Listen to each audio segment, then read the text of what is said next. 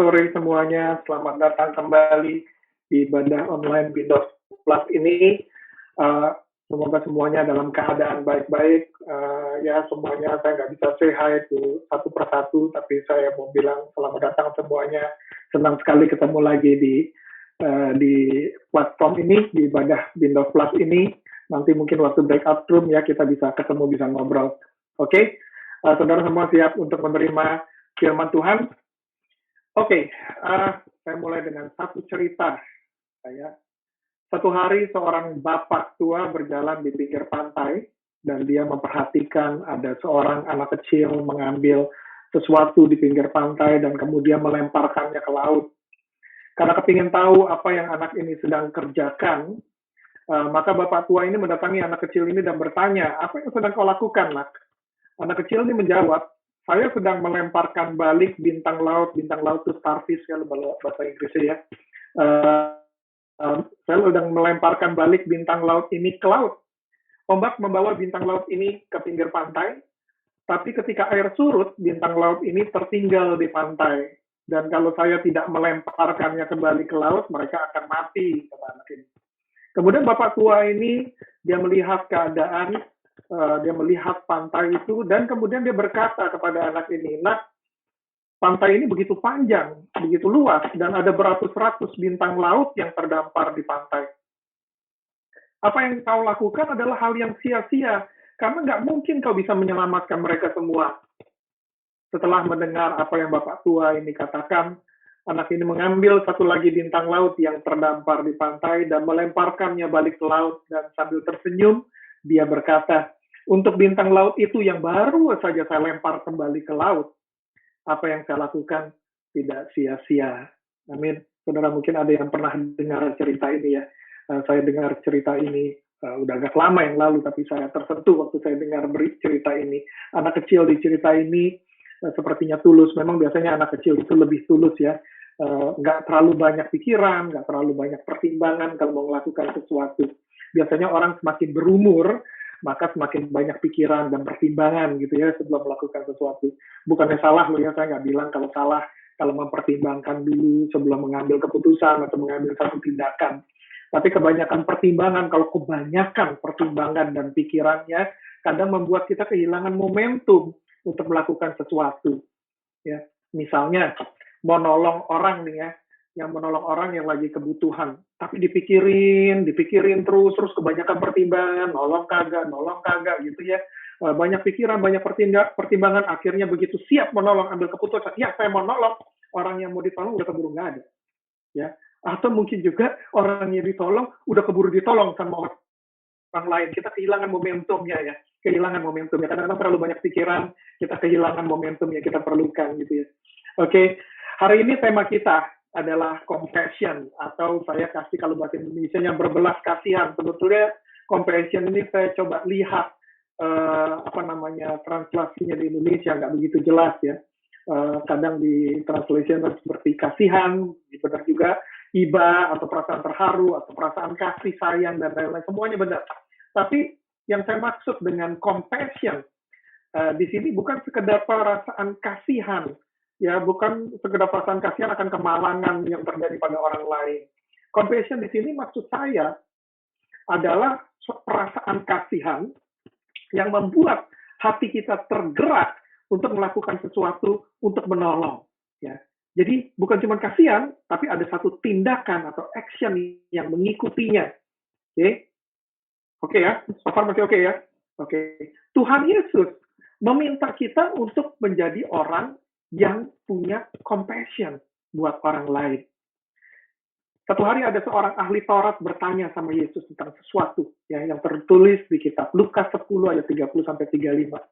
Dan untuk menjawabnya, Yesus memberikan sebuah perumpamaan ya kepada ahli Taurat ini. Lukas 10 ayat 30, jawab Yesus adalah seorang yang turun dari Yerusalem ke Yeriko. Ia jatuh ke tangan penyamun-penyamun yang bukan saja merampoknya habis-habisan, tetapi juga memukulnya, dan sesudah itu pergi meninggalkannya setengah mati. Kebetulan ada seorang imam turun melalui jalan itu. Ia melihat orang itu, Tetapi apa yang terjadi? Ia melewatinya dari seberang jalan. Oke, ini di cerita ini orang yang turun dari Yerusalem ini adalah seorang Yahudi, ya, adalah seorang Yahudi yang sebangsa dengan imam ini. Ya, kalau dilihat seperti ini, wah, kita banyak dari kita sudah berpikir ini imam macam apa ya?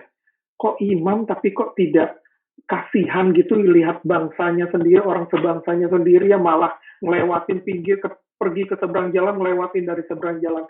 Macam apa imam ini? Tapi saya percaya Yesus waktu memberikan perumpamaan ini, dia tahu persis figur-figur yang akan dia pakai, dan dia tahu persis kepada siapa dia berkata-kata. Okay? Kalau saudara mungkin kita melihat ini hamba Tuhan macam apa gitu. Ini saya ingin minta jangan kita ambil keputusan terlalu cepat ya. Jangan ambil menghakimi terlalu cepat. Ada hukumnya untuk imam-imam di zaman itu. Ditulis di Imamat 21 ayat 1. Tuhan berfirman kepada Musa, berbicaralah kepada para imam anak-anak Harun. Dan katakan kepada mereka, seorang imam janganlah menajiskan diri dengan orang mati di antara orang-orang sebangsanya. Nah, imam ini mungkin waktu dia melihat orang ini dan orang ini seperti yang ditulis di firman ini, orang ini sudah setengah mati. Ya sudah hampir mati. Jadi mungkin imam ini melihat keadaannya dan dia berpikir ini kayaknya nggak ketolong orang ini. Dan saya sedang pergi mau melayani, dan kalau saya pegang dia dan dia mati di tangan saya, maka dia akan menajiskan saya dan saya nggak bisa melayani Tuhan. Jadi apa yang dia terpikir? Bagaimana ya? Akhirnya dia lewati, mungkin dia pikir nanti lah lain kali kan ada orang yang berikutnya yang biar menolong karena saya punya tugas dan saya nggak ingin menajiskan diri saya katanya. Ya, dan Yesus ngerti persis kalau ahli Taurat ini mengerti tentang firman ini. Tapi Yesus juga memberitahukan apa yang ada di hati Tuhan, bahwa yang ku kehendaki ialah belas kasihan dan bukan persembahan. Ya banyak orang pada waktu itu bahkan ahli-ahli Taurat, kaum Farisi, dia nggak ngerti bahwa Tuhan lebih memperhitungkan, lebih menghendaki belas kasihan dan bukan persembahan. Lebih di atas persembahan, lebih di atas segalanya Tuhan menginginkan untuk orang memiliki belas kasihan. Ini ditulis di Matius 9 ayat 13. Ini apa yang Yesus katakan, ya ini mengutip firman Tuhan yang ada di kitab Hosea 6 pasal 6 ayat 6, dan pasti ahli Taurat ini juga pernah baca kitab Hosea dan dia ngerti persis bahwa ada firman Tuhan seperti ini yang menginginkan bahwa orang punya belas kasihan. Ya. Dan kalau misalnya imam ini mengerti firman Tuhan ini, pasti dia sudah menolong. Kalau dia menolong, dan walaupun orang itu meninggal, kalau dia datang sama Tuhan dan berkata sama Tuhan, Tuhan, kehendakku adalah cuma menolong orang ini, Tuhan juga pasti tidak akan bilang, oh kamu najis karena pegang orang yang sudah mati. Ya, karena apa yang Tuhan ada di hati Tuhan, Tuhan kepingin melihat orang berbelas kasihan. Itu yang Tuhan ingin lihat. Oke, Lukas 10 ayat 32 berkata, demikian juga seorang Lewi datang ke tempat itu. Ketika ia melihat orang itu, ia melewatinya juga dari seberang jalan. Ya, rupanya bukan cuma hamba Tuhan tadi, orang Lewi lewat berikutnya setelah hamba Tuhan ini, orang Lewi lewat, dan orang Lewi ini juga memutuskan hal yang sama. Aku akan biarin deh nanti orang yang berikutnya saja deh yang tolong. Nah, orang Lewi di zaman itu, mereka ini adalah pekerja-pekerja di bait suci, ya. Mereka yang bangsa keturunan Lewi atau suku Lewi adalah suku yang ditunjuk sama Tuhan untuk melayani di bait suci. Jadi ini loh, apa namanya, pekerja gereja ya, istilah kalau sekarang ya, orang-orang yang melayani di gereja nih ya. Kadang-kadang orang pikir ini kok gimana sih ya, malah pekerja gereja yang mestinya lebih punya belas kasihan kok malah nggak punya belas kasihan. Nah, saya nggak tahu persis apa yang orang ini sedang pikirkan ya. Mungkin dia karena dia pekerja gereja, mungkin dia punya tugas, ada kebaktian yang harus dia atur, ada tempat yang mesti dia beresin, dan dia mungkin sudah telat, dan dia berpikir, aduh, kalau aku nggak buru-buru, nanti malah, kalau aku tolong orang ini dulu, malah nanti kebaktian jadi nggak karuan. Ya, nanti malah jadi nggak beres gitu ya. Akhirnya dia pikir, biarin deh orang berikutnya saja yang tolong gitu. Lukas 10 ayat 33 berkata gini, lalu datang seorang Samaria yang sedang dalam perjalanan ke tempat itu. Dan ketika ia melihat orang itu, tergeraklah hatinya oleh belas kasihan. Ia pergi kepadanya lalu membalut luka-lukanya. Sesudah ia menyiraminya dengan minyak dan anggur, kemudian ia menaikkan orang itu ke atas keledai tunggangannya sendiri, lalu membawanya ke tempat penginapan dan merawatnya. Keesokan harinya, ia menyerahkan 2 dinar kepada pemilik penginapan itu. Katanya, rawatlah dia, dan jika kau belanjakan lebih dari ini, aku akan menggantinya waktu aku kembali. Orang Samaria ini, kalau saudara tahu di zaman itu, orang Samaria itu dia nggak ini ya, apa musuhan sama orang Yahudi ya. Orang Yahudi nggak senang orang Samaria juga nggak senang orang Yahudi. Ya, jadi buat orang Samaria ini, nah saya kembali lagi, saya percaya Tuhan memilih figur-figur di cerita ini, di perumpamaan ini pasti ada maksudnya. Buat orang Samaria ini, sebetulnya dia adalah yang semestinya tidak perlu punya belas kasihan buat orang Yahudi. Kenapa? Karena pertama bangsa Samaria membenci orang Yahudi, dan orang Yahudi juga membenci orang Samaria. Mungkin dia bisa berpikir, ini kalau saya mau tolong pun, terus orangnya nggak mau, malah marah-marah, apa nggak saya kesel ya? Saya udah mau nolong, malah dimarahin. Ya kan? Apa benar kalau saya yang mau nolong, orang Samaria yang mau nolong, dia mau terima ditolong? Apa jangan-jangan dia berpikir, lebih baik gua mati aja deh, daripada ditolong sama lu? Gitu ya. Mungkin juga kan dia berpikir seperti itu. Jadi untuk orang Samaria ini, dia punya banyak pertimbangan mestinya. Tetapi karena dia tergerak oleh belas kasihan, dia lihat orang ini udah nggak punya siapa-siapa yang bisa nolong dia, dia sudah tergeletak dan kelihatannya sudah sangat lemah, maka karena belas kasihan dia, maka dia menolongnya. Ya, dan kemudian dia kalau menolong nggak setengah-setengah, gitu ya, nggak setengah-setengah cuma diobatin terus ditinggal. Ternyata dia membawanya ke tempat penginapan dan merawatnya. Jadi dia nginep dulu di situ atau dia stay dulu di situ untuk merawatnya. Dan kemudian lebih daripada cuma merawatnya, dia bilang sama pemilik penginapan, rawatlah ia, jika dia kasih duit, dan kalau misalnya kurang dari ini yang kukasih, nggak apa-apa, aku akan ganti nanti waktu aku kembali. Soalnya orang Samaria ini juga sedang ada urusan sebetulnya. Dia bukan penganggur, dia ada urusan. Nanti waktu dia kembali, dia bilang, aku akan bayar berapapun sisanya. Kira-kira kalau lihat cerita ini ya, menurut saudara kira-kira siapa dari ketiga orang ini yang punya compassion terhadap sesamanya, yang punya belas kasihan kepada sesamanya. Bukan hanya tergerak hatinya oleh belas kasihan, tapi juga diikuti dengan mengambil tindakan. Itu kan compassion tadi artinya gitu ya, bukan cuma kasihan, tapi tergerak dan mengambil tindakan untuk menolong sesamanya yang membutuhkan. Kira-kira kalau menurut saudara-saudara di sini, kira-kira siapa sih yang dari tiga figur yang diceritakan ini yang memiliki compassion? Ya, oh iya, saudara nggak ada yang bisa jawab karena dipilih semua ya. Ya, tapi saya percaya kalau saudara bisa jawab, pasti jawaban saudara adalah orang yang ketiga, orang Samaria itu. Ya, kalau ternyata ada dari saudara yang jawabannya bukan orang ketiga, bukan orang Samaria, nggak apa-apa. Nanti waktu di breakout room kita bisa diskusikan. Ya, oke. Ya, tapi kalau jawaban saudara adalah orang yang ketiga, orang Samaria itu, coba dengarkan baik-baik apa yang Yesus katakan di Lukas 10 ayat 37. Yesus berkata, pergilah dan perbuatlah demikian. Kalau saudara berpikir orang Samaria itu adalah yang punya belas kasihan, dengarkan apa yang Yesus katakan. Pergilah dan perbuatlah demikian seperti orang Samaria tadi yang saudara barusan baca. Saudara tahu nggak kalau perasaan compassion itu adalah apa yang ada di hati Tuhan untuk kita semua? Di Yohanes 3 ayat 16, Tuhan Yesus memberitahukan isi hati Allah Bapa. Ketika dia berkata, karena begitu besar kasih Allah akan dunia ini, sehingga ia telah mengaruniakan anaknya yang tunggal, supaya setiap orang yang percaya kepadanya tidak binasa, melainkan beroleh hidup yang kekal. Allah mengasihi semua dari kita. Dan waktu dia melihat kita di dunia ini, dia mengasihani kita, dia berbelas kasihan karena dia lihat, wah hidup kita di dunia ini tidak begitu baik.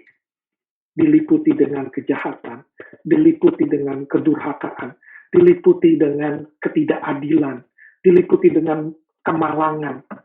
Maka Allah yang tergerak, yang kasihan tadi, tergerak hatinya. untuk bisa melakukan sesuatu untuk menyelamatkan kita, supaya kita bisa diselamatkan dan kita bisa datang kepada Dia kembali. Maka apa yang Dia lakukan adalah karena belas kasihannya, maka Dia mengutus anaknya Yesus datang ke dunia ini. Untuk apa? Untuk menyelamatkan kita. Yesus mati di kayu salib supaya memberikan kesempatan kepada kita semua untuk bisa kembali kepada Bapa. Compassion. Allah Bapa memiliki compassion yang begitu besar kepada kita. Dan Dia bukan cuma lihat, oh kasihan ya, tapi Dia melakukan sesuatu. That is compassion. Itu yang dimaksud dengan berbelas kasihan. Tuhan menginginkan kita berbelas kasihan pada sesama kita yang sedang dalam penderitaan. Seperti Dia berbelas kasihan kepada kita melihat penderitaan yang kita tanggung. Berikutnya, firman Tuhan berkata bahwa Yesus memberikan perintah pada kita semua mengenai compassion ini. 1 Yohanes 4 ayat 21 bilang, barang siapa mengasihi Allah, ia harus juga mengasihi saudaranya. Bahkan Tuhan Yesus berkata, tertulis di Yohanes 13 ayat 35, semua orang akan tahu bahwa kamu adalah murid-muridku, murid-muridnya Yesus ya. Yaitu jikalau kamu saling mengasihi. Yesus bilang, kamu jangan ngomong di mulut kamu, kalau kamu itu adalah murid-muridku. Orang yang akan bilang kamu murid-muridku dengan melihat bagaimana kamu memperlakukan orang lain. Bagaimana kamu treat orang lain. Bagaimana kamu memperlakukan orang lain, itu yang menunjukkan apakah kamu benar-benar muridnya Yesus atau bukan. Saya percaya ketika Tuhan Yesus memberikan perintah pada kita untuk mengasihi sesama kita, bukan hanya terbatas pada ucapan di mulut. Ngomong sih gampang ya, oh saya mengasihi kamu, saya mengasihi kamu, saya mengasihi kamu. Di gereja banyak sekali yang ngomong gitu ya, saya mengasihi kamu gitu. Tapi kasih yang sejati harus ditunjukkan dengan perbuatan. Tuhan Yesus memberitahukan akan datang saatnya. Karena makin bertambahnya kedurhakaan, ini ditulis di Matius 24 ayat 12 ya. Karena makin bertambahnya kedurhakaan, maka kasih kebanyakan orang akan menjadi dingin. Ya, akan menjadi dingin. Ya, kasihnya orang kalau udah dingin, orang udah jadi egois. Orang nggak begitu peduli dengan orang lain. Orang nggak begitu memperhatikan kebutuhan orang lain. Bahkan kalau ada orang yang membutuhkan pertolongan di depannya pun, mereka akan bilang, janganlah, nggak usah bantu. Karena udahlah, biarin aja gitu. Biarin orang lain aja yang nolong lah. Ya, saya nggak kepingin nolong. Ya, orang jadi egois. Ya, kalau dipikir-pikir zaman-zaman sekarang makin hari makin seperti itu ya. Ya, kalau dilihat-lihat, zaman makin hari kita makin menemukan bahwa orang makin egois, makin memikirkan diri sendiri, makin nggak begitu suka memperhatikan orang lain. Tapi anak-anak Tuhan yang digerakkan oleh belas kasihan atau compassion untuk menolong sesamanya yang membutuhkan akan membawa perbedaan. Kalau saudara adalah anak-anak Tuhan yang digerakkan oleh belas kasihan, dan saudara mau bertindak, di mana orang lain tidak mau bertindak, saudara mau bertindak untuk menolong sesama saudara yang membutuhkan, maka saudara akan membawa perbedaan. Kalau bahasa Inggrisnya, make a difference. Saudara ingat cerita yang tadi, anak kecil tadi. Ya. Bapak tua itu bilang, you don't make any difference. You don't make any difference. Karena terlalu banyak yang harus ditolong bintang laut itu. Tapi anak kecil itu bilang, untuk yang dia tolong, I make a difference. Untuk hidupnya bintang laut yang dia lempar kembali ke laut, I make a difference. Saudara mungkin nggak usah terlalu pikir jauh untuk make a difference in this world. Make a difference untuk orang-orang di sekitar saudara. Make a difference untuk orang-orang di sekitar saudara. Bawa perbedaan. Tunjukkan bahwa kita ini adalah anak-anak Tuhan. Gimana cara kita tunjukkan? Yesus bilang, bagaimana kita memperlakukan orang lain. Kalau kita saling mengasihi, bukan cuma di mulut, tapi buktikan dengan tindakan waktu kita melihat orang yang kebutuhan. Ya. maka kita ini adalah anak-anak Tuhan. Kita ini adalah murid-murid Yesus. Dan orang-orang yang membuat perbedaan, ya, yang membuat perbedaan, yang memutuskan, saya mau berbeda daripada orang lain. Saya bukan cuma mau ngomong di mulut, gitu ya. Sebentar, saya potong sebentar ya. Ini baru sore, baru siang ini kayaknya. Saya melihat ada seorang teman saya melihatkan saya di Facebook. Saya sendiri nggak pernah lihat Facebook, nggak punya Facebook ya. Melihatkan di Facebook ada seseorang ya itu sedang share di Facebook. Ya share-nya tentang memuji kemuliaan Tuhan, tapi di dalam share-nya itu ada kata-kata yang mungkin kurang enak. Ada sindiran dan sindiran. Dia bilang terima kasih untuk orang yang benar-benar sudah membantu, nggak seperti yang lain yang cuma ngomong doang mau bantu tapi nggak pernah ngebantu gitu ya. Ya, saya pikir-pikir, saudara bisa bayangin nggak? Saudara kalau cuma ngomong doang tapi nggak ada tindakannya, ya jangan-jangan saudara bisa masuk Facebook disindir sama orang gitu ya. Ya, jadi kita ini perlu bertindak, kita nggak bisa cuma ngomong mengasihi tanpa tindakan. Mengasihi itu ada tindakannya, ya ada tindakannya. Dan orang yang mengikuti kasihnya dengan tindakan, mereka akan menjadi terang dunia. Mereka akan buat perbedaan. Tentang orang-orang seperti ini, saudara dan saya yang mau bertindak, ya bukan cuma ngomong doang gitu ya. Tentang mereka Yesus berkata, demikianlah hendaknya terangmu bercahaya di depan orang, supaya mereka melihat perbuatanmu yang baik dan memuliakan Bapakmu yang di surga. Ya orang, kita melakukan, karena belas kasihan kita lakukan satu tindakan. Ya, dan Yesus berkata, karena apa yang kau lakukan, biar terangmu bercahaya di depan orang. Dan mereka yang orang lain yang melihat perbuatanmu yang baik, mereka akan memuliakan Bapakmu yang di surga. Ini Matius 5 ayat 16 ya. Bagaimana kita bisa menjadi terang dunia? Banyak orang kepingin waktu baru jadi Kristen katanya kita harus jadi terang dunia. Bagaimana jadi kita mau jadi terang dunia ya? Tuhan, aku mau jadi terang dunia. Bagaimana caranya? Mulailah dari yang kecil-kecil, berbelas kasihan dan menolong orang-orang di sekitar kita yang membutuhkan bantuan. Mulai dari yang basic, mulai dengan berbelas kasihan kepada orang-orang di sekitar kita saja yang sedang membutuhkan pertolongan.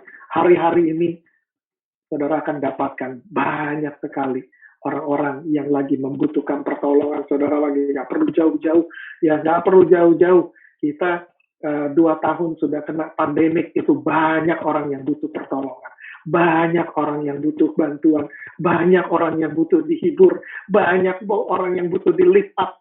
Ya, lihat aja di sekitar kita, lihat di sekitar kita.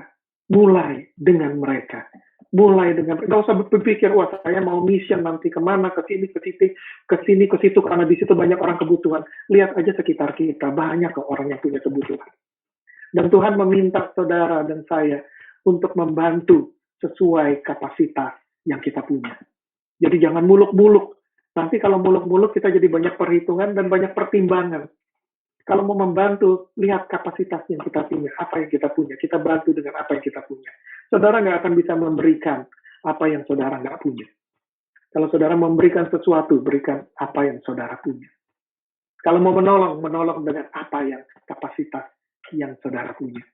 Ya, nggak usah dipikir nanti ya. Kalau saya punya kapasitas, kalau saya sudah jadi orang, ya nggak usah nanti, itu ke nanti. Ya, orang yang punya kebutuhan nggak bisa menunggu sampai saudara punya kapasitas sebesar itu. Tolong aja dengan apa yang saudara bisa lakukan. Amin. Saya masih make sense ya, masih bisa dimengerti ya. Ya, saya belum terlalu jauh ya. masih bisa dimengerti. Oke, ya mau jadi terang dunia ya banyak. Mau jadi terang dunia. Saya mau jadi terang dunia seperti yang Tuhan Yesus katakan. Bagaimana caranya ya Tuhan tuh barusan dikasih tahu sama Tuhan ya. Ya, barusan dikasih tahu. Ya berikan saja apa. Mulai dengan berbelas kasihan. Mulai dengan berbelas kasihan. Ya. Yang terakhir, Tuhan sangat memperhitungkan perlakuan kita terhadap sesama kita yang sedang membutuhkan pertolongan.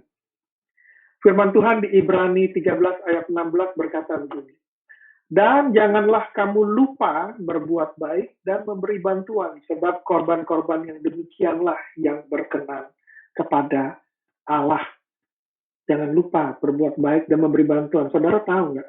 Kalau saudara berbuat baik dan memberi bantuan kepada orang yang sedang membutuhkan, ternyata Tuhan memperhitungkan itu sebagai persembahan, korban persembahan kepada dia. Kita pikir kita cuma ngebantu. Kita pikir ya seadanya yang kita bisa, kita bantu, kita tolong. Ya, padahal di mata Tuhan, Tuhan bilang korban-korban yang demikianlah. Korban-korban persembahan yang demikianlah yang berkenan kepada Allah. Amin. Firman Tuhan di Amsal 3 ayat 27 mengajarkan kita, perhatikan baik-baiklah, janganlah menahan kebaikan daripada orang-orang yang berhak menerimanya, padahal engkau mampu melakukannya. Tuhan bilang, kalau kau mampu melakukannya, kenapa kau tahan-tahan bantuanmu? Kalau itu ada di kapasitasmu, kalau itu ada di dalam kemampuanmu, janganlah ditahan-tahan. Belum tentu orang yang kau mau bantu itu bisa bertahan lama. Kalau itu ada di kapasitasmu, tolonglah mereka. Tolonglah mereka. Ya. Janganlah menahan kebaikan daripada orang-orang yang berhak menerimanya, padahal engkau mampu melakukannya. Saya akan tutup sermon saya hari ini, atau khotbah saya hari ini dengan sebuah renungan. Renungan ini saya ambil dari sebuah perumpamaan yang Tuhan Yesus berikan dan tertulis di kitab Lukas 16 ayat 19 sampai 24. Ya. Perikop ini berjudul Orang Kaya dan Lazarus yang Miskin. Saya percaya saudara semua, banyak dari saudara, mungkin semua di sini sudah pernah dengar tentang firman Tuhan ini. Ya. Ayat 19 berkata gini, ada seorang kaya yang selalu berpakaian jubah ungu dan kain halus. Dan setiap hari ia bersukaria dalam kemewahan. Dan ada seorang pengemis bernama Lazarus. Badannya penuh dengan borok, berbaring dekat pintu rumah orang kaya itu. Dan ingin menghilangkan laparnya dengan apa yang jatuh dari meja orang kaya itu. Malahan anjing-anjing datang dan menjilat boroknya. Kemudian matilah orang miskin itu, si Lazarus tadi, lalu dibawa oleh malaikat-malaikat ke pangkuan Abraham. Orang kaya itu juga mati lalu dikubur. Dan sementara ia menderita sengsara di alam maut, nih orang kaya tadi ya, menderita sengsara di alam maut, ia memandang ke atas dan dari jauh dilihatnya Abraham. Dan Lazarus duduk di pangkuannya. Lalu ia berseru, katanya, Bapak Abraham, kasihanilah aku. Suruhlah Lazarus supaya ia mencelupkan ujung jarinya ke dalam air dan menyejukkan lidahku. Sebab aku sangat kesakitan dalam nyala api ini. Kalau saudara baca lagi dan perhatikan perumpamaan ini dengan teliti, maka saudara akan mendapatkan sebetulnya apa sih kejahatan yang orang kaya ini lakukan? Apa sih yang membuat dia sampai di mata Tuhan itu layak untuk dibuang dan menderita sengsara di alam maut? Kalau diperhatikan benar-benar perumpamaan ini, apakah saudara bisa dapatkan kejahatan apa sih sebetulnya yang dia lakukan ya? Dosa apa sih yang dia lakukan sampai dia kok dibuang di alam maut dan menderita sengsara? Apakah karena dia orang kaya? Wah, saya rasa bukan. Kenapa? Karena kalau lihat siapa yang tertulis yang ada di Paradise, di Firdaus, ternyata ada Bapak Abraham di sana. Dan Bapak Abraham adalah salah satu orang terkaya pada zaman dia masih hidup. Jadi yang pasti kalau menurut saya bukan orang ini dihukum bukan karena dia kaya. Ya, kekayaan nggak ada urusannya dengan hukuman dia. Ya, saudara yang berasa saudara adalah orang kaya, saudara bisa bernapas lega sekarang. Karena kekayaan saudara nggak ada urusannya dengan masuk neraka. Ya, saudara bisa bernapas lega. Oh, itu bukan karena saya kaya ya, bukan karena Bapak Abraham itu juga sangat kaya raya dan buktinya dia ada di Taman Firdaus. Apakah mungkin dosanya karena orang kaya ini setiap hari bersukaria dalam kemewahan? Ya mungkin bersukaria dalam kemewahan, mungkin ini bukan perbuatan yang patut dicontoh. Ya. Apalagi dalam keadaan saat-saat ini di mana banyak orang yang kesulitan. Ya, bagaimana kalau mereka melihat ke orang ini tiap hari malah bersukaria dalam kemewahan, mungkin bisa menimbulkan kecemburuan dan lain-lain. Tapi rasanya bersukaria dalam kemewahan itu rasanya juga bukan sebuah dosa yang membuat seseorang harus dibuang dan menderita ke alam maut. Toh dia kan bersukaria kan dia nggak ngerugiin orang-orang. Ya, dia bersukaria kan pakai duit sendiri. Salahnya apa? Kalau dia punya uangnya dan dia bersukaria dalam kemewahan, kan bukan dosa. Ya, nggak bisa dong kita bilang dosa. Itu namanya kita cemburu sama orang yang bersukaria dalam kemewahan. Ya, dia juga nggak dikatakan ini mungkin ya. Saya pikir mungkin bisa juga sih dia berdosa kalau kemewahannya itu dikarenakan dia korupsi misalnya, ya, atau karena dia mencuri, atau karena dia merampok, atau karena dia melakukan perkara-perkara lain yang nggak benar, ya, maka dia bermewah-mewah ya, di atas penderitaan orang lain. Nah itu oke lah, mungkin ya, mungkin. Tapi nggak ditulis paling nggak di perumpamaan itu tidak ditulis, ya, dia bermewah-mewah, dia korupsi atau dia mencuri dan lain-lain, tidak ditulis. Kita cuma bisa lihat atau kita bisa perhatikan rasanya kemewahan ini dia punya karena memang dia orang kaya. Nggak ditulis apa persis dari mana kekayaannya. Tapi kalau diperhatikan dengan benar-benar, hanya ada satu hal yang terlihat jelas di cerita ini, bahwa orang kaya ini tidak pernah memperhatikan atau ambil peduli tentang Lazarus. Kalau mau dilihat apa sih kesalahannya, satu-satunya yang saya bisa dapatkan dari cerita ini adalah kelihatan orang ini nggak peduli sama Lazarus. Nah, apakah orang kaya ini pernah melihat Lazarus? Pasti dia pernah melihat Lazarus. Karena Lazarus setiap hari berbaring dekat pintu orang kaya ini. Dan dari alam maut, dia juga langsung mengenali Lazarus yang duduk di pangkuan Bapak Abraham. Apakah orang kaya ini punya kemampuan untuk menolong dan merawat Lazarus? Oh, dia sangat mampu. Dia sangat mampu. Dia punya kapasitas. Dia punya kekayaan yang cukup untuk memberikan pertolongan bagi Lazarus. Dia bisa membagikan sisa makanan dia untuk menghilangkan rasa laparnya Lazarus. Dia bisa share obat-obatan, paling nggak memberikan obat-obatan untuk mengobati luka-lukanya Lazarus. Apakah dia punya kemampuan? Ya, dia sangat mampu. Apakah dia punya kesempatan untuk menolong Lazarus? Apakah orang kaya ini punya kesempatan menolong Lazarus? Saya percaya dia punya banyak sekali kesempatan untuk menolong Lazarus. Karena sepertinya dari cerita ini sepertinya orang kaya ini tidak terlalu sibuk hidupnya. Ya, tak terlalu sibuk hidupnya. Ditulis di situ adalah setiap hari kerjanya hanya bersukaria, jadi dia punya banyak kesempatan. Kalau dia mau, dia punya banyak kesempatan untuk menolong Lazarus. Hanya satu yang dia nggak punya, yaitu belas kasihan. Belas kasihan yang menggerakkan hatinya untuk menolong Lazarus. Dan di mata Tuhan, ini membuat dia nggak layak untuk juga duduk di pangkuannya Bapak Abraham. Saudara saya mau, ini bahan renungan. Ada satu lagi yang saya mau katakan. Perumpamaan ini tidak sama dengan perumpamaan-perumpamaan lain yang Tuhan Yesus berikan.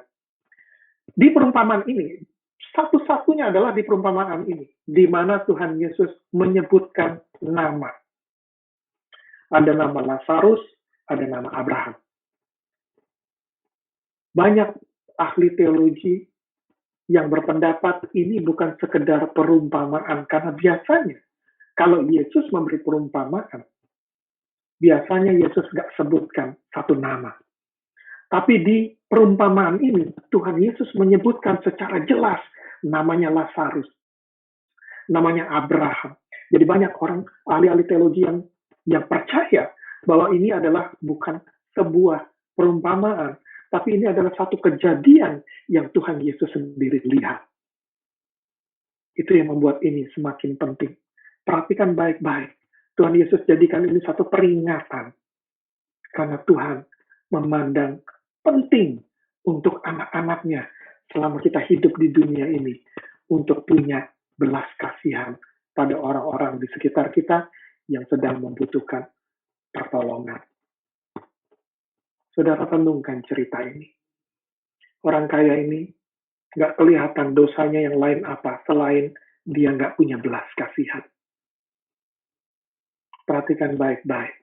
Tuhan Yesus yang memberitahukan pada kita peringatan. Jadilah orang yang punya belas kasihan sama orang di sekitar kita. Kenapa? Karena Tuhan punya belas kasihan kepada kita di hatinya dia. Amin. Saya akan stop sampai di sini. Jadikan ini satu renungan. Saya akan stop sharing, tapi saya percaya saat ini Roh Kudus sedang mengalir. Roh Kudus sedang berbicara kepada saudara satu persatu secara pribadi. Roh Kudus sedang mengajar apa sih yang Tuhan mau dari saudara. Roh Kudus sedang membukakan mata saudara. Siapa sih orang-orang yang kebutuhan? Mungkin selama ini saudara nggak lihat siapa orang-orang di sekitar saudara yang sedang membutuhkan. Mungkin membutuhkan bantuan makanan, mungkin membutuhkan bantuan keuangan, ataupun mungkin membutuhkan penghiburan dari saudara.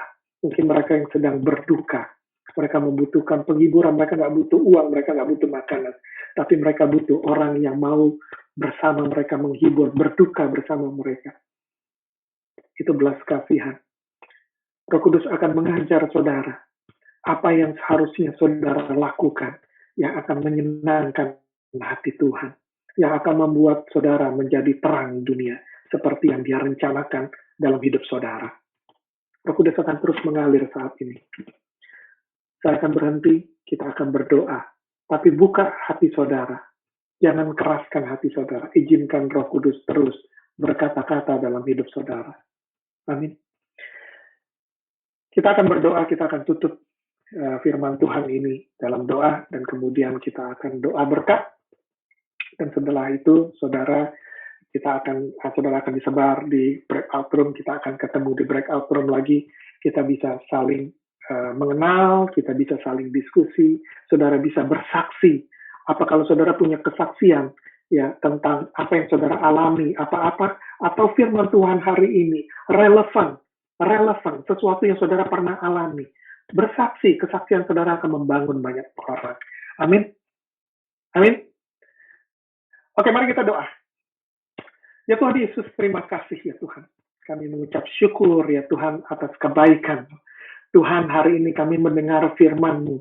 Bagaimana karena kasih-Mu yang begitu besar kepada kami, Kau berbelas kasihan melihat kemalangan, melihat penderitaan kami di dunia ini ya Tuhan. Dan Kau putuskan Tuhan, aku nggak akan tinggal diam. Aku akan melakukan sesuatu. Aku akan mengerjakan sesuatu yang membuat anak-anakku bisa keluar dari penderitaan mereka. Yang memberikan pengharapan yang baru bagi anak-anakku. Di mana anak-anakku akan mendapatkan keselamatan satu hari nanti. Kita punya kesempatan untuk balik kepada Tuhan, kepada Allah Bapa. Kenapa? Karena Allah Bapa punya compassion, berbelas kasihan. Dia punya belas kasihan dan dia melakukan sesuatu. Tuhan, terima kasih atas kebaikan-Mu Tuhan. Tuhan, ini anak-anak-Mu semua di tempat ini ya Tuhan. Tuhan, Kau urapi mereka satu persatu. Karena mereka punya potensi yang luar biasa menjadi terang dunia ya Tuhan.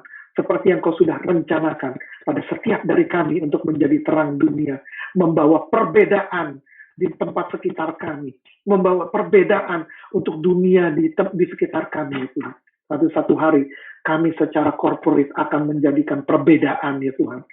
Membawa perbedaan di dunia ini ya Tuhan. Terima kasih ya Tuhan. Terima kasih kalau Kau bukan hanya menolong kami, tapi Kau mau mempercayakan kepada kami tugas yang mulia untuk menjadi terang dunia ya Tuhan. Terima kasih Yesus. Ya Tuhan, kami juga telah dengar ya Tuhan bagaimana Engkau memandang begitu penting memiliki belas kasihan. Tuhan, kami nggak pingin ya Tuhan terjebak seperti orang kaya ini ya Tuhan. Mungkin kami berpikir kami nggak melakukan dosa, padahal Engkau melihat kami dan Engkau bisa bertanya pada kami pada waktu kami bertemu Engkau, apa yang kami telah lakukan? Apakah Kau mampu menolong orang di sekitar Engkau? Kalau Kau mampu, kenapa Engkau tidak menolongnya? Kenapa Kau menyia-nyiakan kapasitas? Mengapa Engkau menyia-nyiakan talenta? Mengapa Kau menyia-nyiakan berkat yang Tuhan sudah limpahkan dalam hidupmu? Kalau Engkau bertanya seperti itu pada kami, sama seperti orang kaya tadi, kami juga nggak akan bisa menjawab Tuhan. Tapi terima kasih untuk peringatan yang kau beri Tuhan. Dan biar Roh Kudus saat ini mengalir dan mengalir dan mengalir ke setiap hati, setiap orang di tempat ini. Ajar kami ya Tuhan. Ajar kami ya Tuhan. Untuk bukan hanya berbelas kasihan di mulut ya Tuhan. Tapi belajar melakukan dengan tangan kami juga ya Tuhan. Belajar melakukan dengan apa yang kami miliki ya Tuhan. Terima kasih Jesus. Thank you Jesus. Aku selesai berbicara, hamba-Mu selesai berbicara ya Tuhan. Tapi roh-Mu aku percaya sedang mengalir saat ini. Aku percaya Engkau sedang berbisik, berkata-kata kepada setiap orang di tempat ini. Terima kasih ya Tuhan. Terima kasih sekali lagi untuk firman-firman yang telah kami dengar. Biar firman-firman-Mu ya Tuhan, aku berdoa. Firman-firman-Mu tertanam di hati setiap orang yang mendengar. Dan berbuah, dan berkembang, berbuah, bertumbuh, jadi pohon yang besar, berbuah banyak, dan mereka akan menjadi berkat buat banyak orang Tuhan. Terima kasih Jesus Lord. Satu lagi Tuhan, kami nggak hanya ingin untuk mendengar firman-Mu ya Tuhan, tapi ya Tuhan, buat firman-Mu merubah kami dari dalam, menjadi orang-orang seperti orang-orang yang Kau ingin ya Tuhan. Terima kasih Jesus. Thank you Lord. Thank you Jesus. Jemaat Windows Plus, angkat kedua tangan saudara, terima berkat dari Tuhan. Kasih dari Allah Bapa, karunia dari Tuhan kita Yesus Kristus, persekutuan dan penghiburan dari Allah Roh Kudus menyertai saudara dari sekarang sampai selama-lamanya. Semua yang percaya katakan amin. Amin. Tuhan memberkati saudara-saudara. Semoga saudara diberkati oleh firman Tuhan. Dan semoga saat ini Roh Kudus masih terus berbicara sama saudara. Jangan tutup hati saudara. Dan saya percaya Roh Kudus sedang mengajarkan sesuatu pada saudara saat ini.